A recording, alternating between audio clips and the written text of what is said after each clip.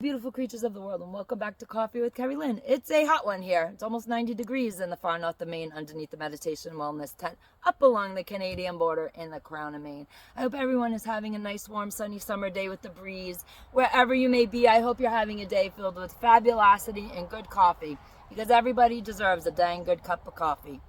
Ladies and gentlemen, before we begin the drama of the Conjuring House, this is going to be the Conjuring House 2. It's becoming a franchise on this channel. I would like to address the comment section of my videos and my podcast. Please be the kindness that you want to see in the world. Everybody has a different opinion about what is going on, how they are perceiving different topics. Please don't fight and argue with them. Please don't be mean, and don't be nasty in the comment section to anybody.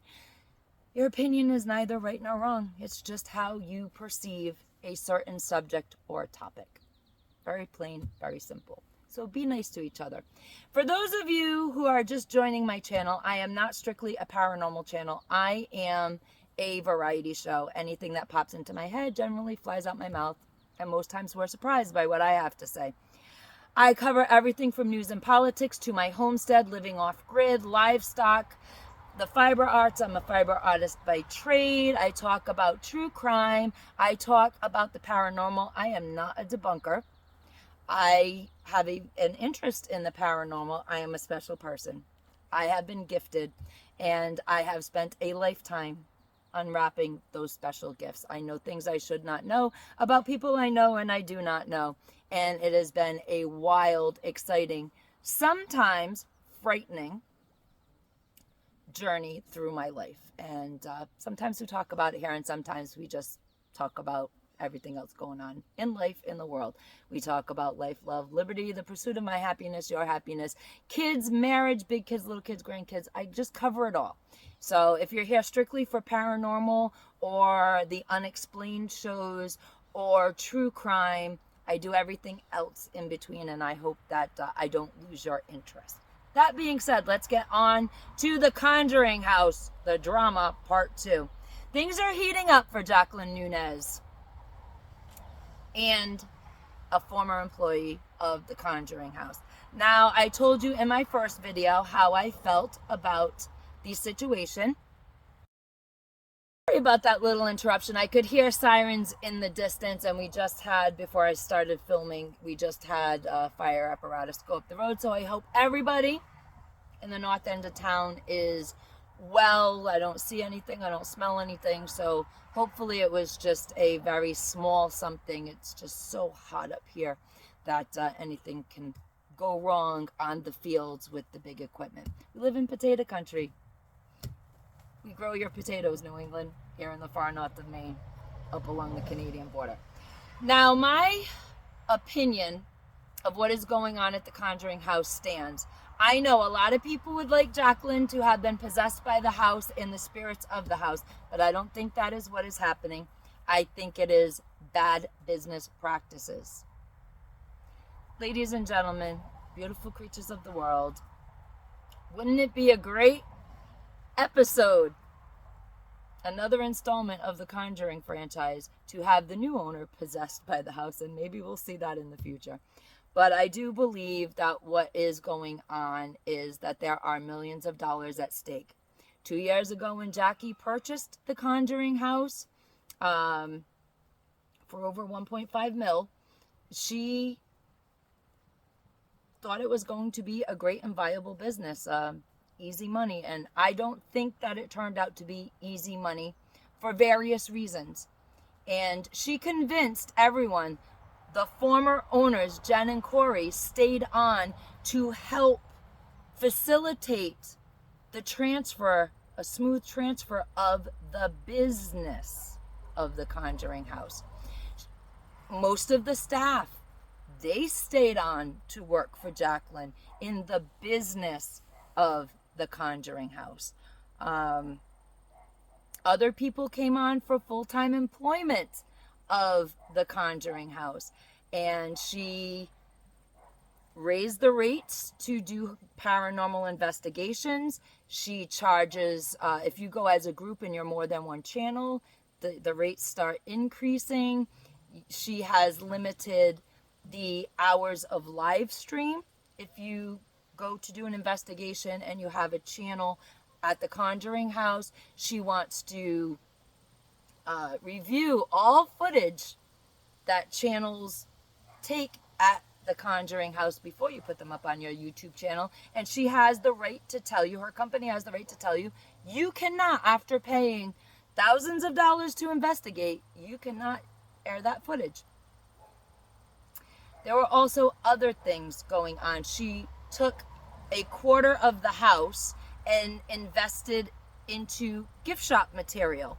And from what other channels have said, the sweatshirts, the cups, all the gift shop items are extremely, extremely expensive. Now, these are people that go around and do paranormal investigations everywhere. And these paranormal venues often have things for sale that you can have as a souvenir, not just your YouTube video, but you can actually buy sweatshirts, t-shirts, cups, keychains, all that good stuff at other venues. And they are claiming big channels such as the Side Eye Guy, Beardo, several other channels have said that her merchandise is very expensive. But that's not the disappointment. The disappointment is she turned a quarter of the house where the most activity has been said to happen. She turned that part into the gift shop. And when you do your paranormal investigation, you are not allowed access to the gift shop area, which is a quarter of the Conjuring House off limits. She decided to put up gamping, G-H-A-M-P-I-N-G. I guess it's the ghost version of camping, glamping. And that's very pricey. When you pay to have access to the interior of the house to do your investigation, you do not necessarily get access to the property grounds anymore. It used to be you could, but now you can't. Whatever, it's new business. She can do whatever she wants. And now she added glamping. So if you gamp or glamp or whatever the hell Jackie's calling it, you do not have access to the inside of the Conjuring House. You have access to a specific area. Do not bother neighbors, so on and so forth, while you do your outside. I live on a main street. So when you do your outside paranormal investigations, sometimes she allows several different parties to glamp at the same time. So there's going to be a lot of noise contamination if you happen to go on a night that another group is doing their investigations. And of course, there's these crazy waivers that you sign with the glamping, gamping, whatever, that, you know, she's not responsible if Bigfoot comes and attacks you or UFOs pick you up or whatever. We've never had a Bigfoot in Rhode Island, Jackie. I don't know what the hell you're talking about. But she has these wild waivers that you need to sign that she's not responsible if Bigfoot raids your tent. We have Bigfoot in the state of Maine, Jackie. Not in Rhode Island. We never grew up with tales of Bigfoot in Rhode Island. Just so you know, girlfriend. Just so you know. So a lot of wild things have happened since Jackie took possession of the Conjuring House as a venue. She also was trying to turn the barn of the Conjuring House, which you no longer have access to do your investigation. She was trying to turn that into an event venue. I guess you can get married there or whatever you want to do. Have a banquet or something. And part of that barn was going to be used for Satori Hawes and Cody's Haunted Objects Museum. And unfortunately, while an employee of the Conjuring House was refurbishing the barn, they stained the wood or something and took the rags. They were refinishing the wood whatever. They took the rags that were soaked with the stain, put them in a plastic bag, put them in a garbage can, and later on that night, according to the fire marshal in Rhode Island, it was an accident. The the garbage can with the rags in it spontaneously combusted and burned the barn down. So there's been some scuttlebutt because Jacqueline did get the insurance money from the accident, yet Satori and Cody are not being reimbursed for their haunted objects that were in the barn, and Jacqueline Nunez has claimed that it was just the structure that was insured, not the content. So there's a lot going on that people are not talking about surrounding the issues with the Conjuring House. There's a lot of backstory to this. There's a lot of nasty texts which started coming through as reservations for the Conjuring House started dropping off. All the big channels have been through there, been there, done that. They're not going to come back and make TV shows. There's nothing that you are going to do, no events that you are going to add that are going to get these channels, these shows back. You're not going to get the Travel Channel back. You're not going to get the Sci-Fi Channel to do episodes at your event center. It's just not going to happen. All the big YouTube channels have gone through there. All the ones that hype it up and the ones that do a great job have been through there. So reservations, in my opinion, aren't coming through. So why did Jackie resort to this emotional and mental craziness? There's a few theories to that. When you are losing a business, it is very emotional. It is very heavy on your heart, on your soul, when a dream that you had for a long time becomes crushed. There is, with the publicity of the Conjuring House, there is also a sense of humiliation when your business starts to go in a downward spiral. I believe Jackie is crazy like a fox, though. I think that part of what she's doing is distraction for when this does eventually go into the courtroom. Because what started happening was 5 to 6 months ago, when Jackie wasn't getting her way out of her employees, she would start sending hostile text messages and hostile emails to these people with the F-bombs like crazy and very, very dysfunctional, very abusive, very narcissistic texts to get people to do what she wanted them to do. She was whipping them all into shape her way. And this started, I do believe, like around December of 2023. And as we move into 2024, there are paychecks that are missing. Right then and there, that tells you there's a financial aspect to this that we can't see. It's not all ghosts and possession. There is an absolute hardcore financial aspect. She stopped giving people paychecks between her nasty ass attitude and the fact that people were not being paid for the work that they were doing. People were showing up for investigations, to do investigations at the site, and nobody was there. Or a limited crew was there because they didn't know about the investigation that was supposed to happen that night. Jackie is accusing people of stealing all kinds of money from her private bank account, off of her phone apps, the apps that run her business. And I think this is all a crazy like a fox scheme, because she's trying to bide some time to stir up PR for the Conjuring House. Unfortunately, I think it went sideways in a way Jackie never expected it to go sideways. She thought, hey, PR is PR. Good PR, bad PR. Good publicity, bad publicity. It's publicity. It puts you back in the spotlight.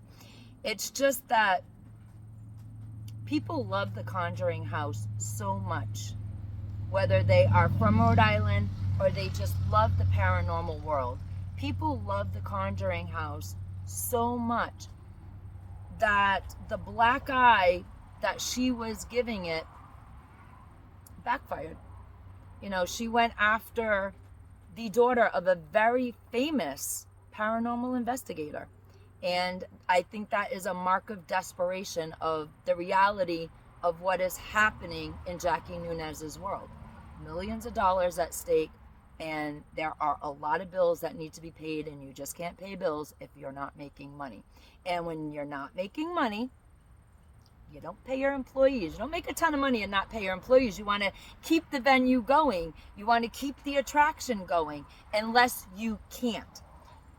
And I think this whole, the ghost told me that people are stealing, that people are psychically attacking me.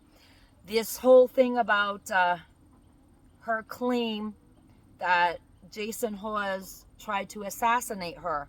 And she has video up on her Conjuring House Facebook page, and she specifically says that it's him. When it was somebody there that was doing an investigation that night. It had nothing to do with Jason Hawes. He was nowhere near the building. But all of this noise and drama that Jackie is causing, when the time comes, remember, she's a real estate developer.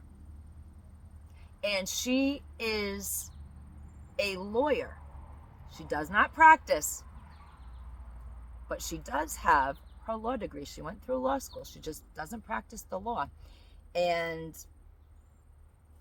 if you're not right in the head, you can be, through legal channels, given some grace, given some forgiveness. And that's where I think this crazy like a fox thing comes into play with Jackie, because she knows damn well she ain't paid people.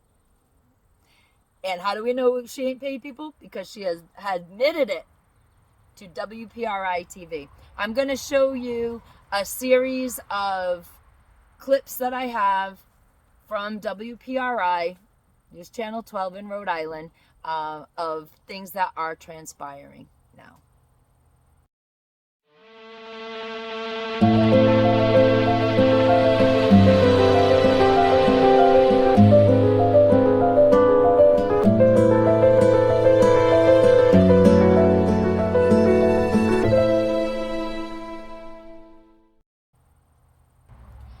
And those clips of Brian Dancero, I hope I got your name right, Brian. Sorry if I didn't. Having gone to the labor board to make his claim. This is the first step of the lawfare. Remember, when all of these former employees resigned, Jackie threatened to bury every single one of them with lawsuits if they released any of the obnoxious, nasty texts, demands, and just nasty things that she had said to them. She threatened to sue them into oblivion if they tried to take her to court for their back pay. Well, Brian Dancero is going for his back pay. More power to you, Brian, because beyond what is going on, whether you want her to be possessed by the house because it makes a great story, or she's being crazy like a fox, or she is having a mental break because she is losing her business. Remember, millions of dollars are at stake with this venue. She's paid millions. She needs to make millions. There's a lot of money going on here that's not being made, in my opinion, and she's trying to wiggle out of paying people. But there are actually people who need paychecks. They were not paid for the work that they did. Now, if I work for somebody on the first paycheck that you screw up on and you don't pay me, that's the last day I'm working for you till I get paid. And I will get paid. I had a job one time that kept screwing up my paycheck. And before I cashed every paycheck, I'd go right back to the office and demand the balance be made good. And a few times I was told, yeah, we'll catch up with you next week. Oh, no, you won't. You'll catch up with me out of your dang wallet right now. And that business was going under. See, we all knew. And those were the games that were played. Paychecks were missed. You might have worked 40 hours, but you're only told you worked 20 hours. Crap like that. That's what goes on when businesses are failing. And that business is now completely gone. So you can see it when you've been through stuff like this. And I'm telling you, as a Rhode Island girl, there's no way you're not going to pay me for work that I have done and I'm going to go into work the next day. That is true passion or true stupidity on the part of the employees. There are people right now who need their money. They need to be paid. They need to pay their rent. They need to buy food. They need to live their lives. And when they don't have their wages, that is a huge red flag toward a huge financial problem that Jacqueline Nunez may be going through, in my opinion. Now, Jackie also told WPRI TV that the reason why she held Brian Dantero's paycheck, the $9,000, was Dancero was poised to make $100,000 a year if he didn't steal. Jackie goes on to say, she's using that money as part of his compensation. Jackie, your math ain't right. Your math ain't mathin', girl. It's not mathin'. You're claiming that Brian stole about $3,000 from the gift shop. You owe him $9,000. You need to pay the man the $9,000, first of all. And you know that because you know the law. If you want to hold part of his paycheck for compensation, if you take the $3,000 he owes you and subtract it from the $9,000 that he supposedly owes you, and you subtract it from the $9,000 you owe him,